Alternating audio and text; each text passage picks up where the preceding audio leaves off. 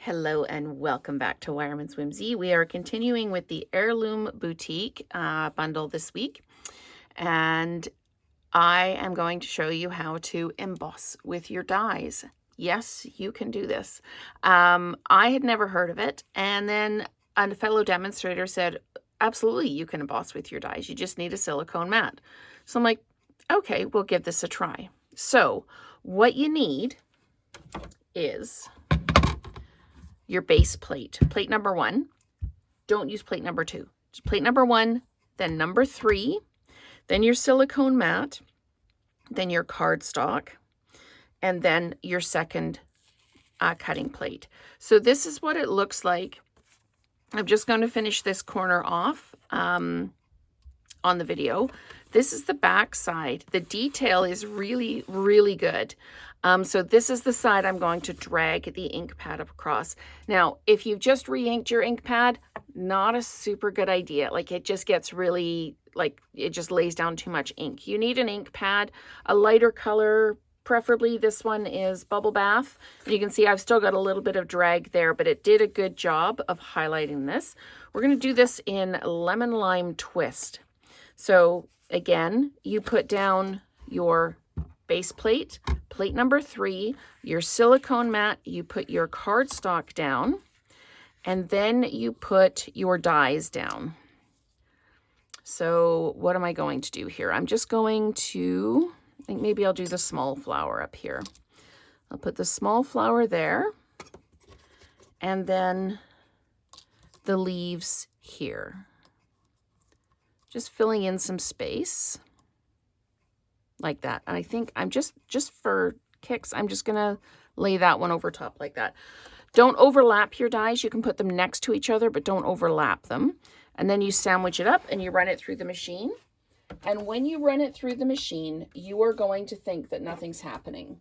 You're going to think that you need another shim, you need something going on. You don't. It will all come out, I promise. So my dies moved when I put it on the machine, so I'm just resetting. Okay, and now I'm going to run it through, and again, it feels like nothing's happening. It feels like it's too loose, but it's not. So we're going to take our dies off. I'm just going to pop them down there so I know where they are. And now we've got the embossed piece, and you can absolutely use it this way around. This would be really gorgeous on a card. Just like that, a little bit of detail. Who needs an embossing folder? Just do it this way. But I'm actually going to run it through. I'm going to use this side and I'm going to ink it. So let's just move this all out of the way. I'm just going to pop my dies back down on my sheet here. If I can remember where they go. Like this. I used to outline everything in pencil, but I don't do that anymore. Just because I can make them all fit. Okay. So now I need my Lemon Lime Twist, which I managed to put away for some reason. Okay. You're just going to take your ink pad and you're just going to drag it lightly over top like this. Okay. Just drag it ever so lightly. And you can add more color. You can leave it as is. There we go. Just going to add a little bit more color over here. So, and I'm not too worried. Like I've got some streaks and I've got some actual lines here. I'm not going to worry too much about those at all. I'm going to adhere this down. And like I say, you can use this, the embossed side up, or you can use it the debossed side. I really like the effect of this. So there we go.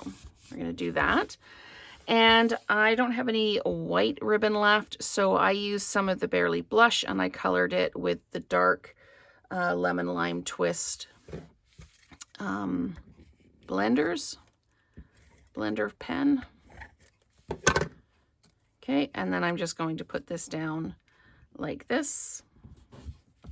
Okay, and then the Better Together is from the set. And I've just fussy cut it out. I stamped it, I'm fussy cutting it out, and I'm going to dimensionalize it. So I can put a large dimensional there, and then I'm going to need small dimensionals. I'll pop one there like that, and one at the end like that. So I'm just going to move back, and there we go. Okay, so we're just going to peel these off.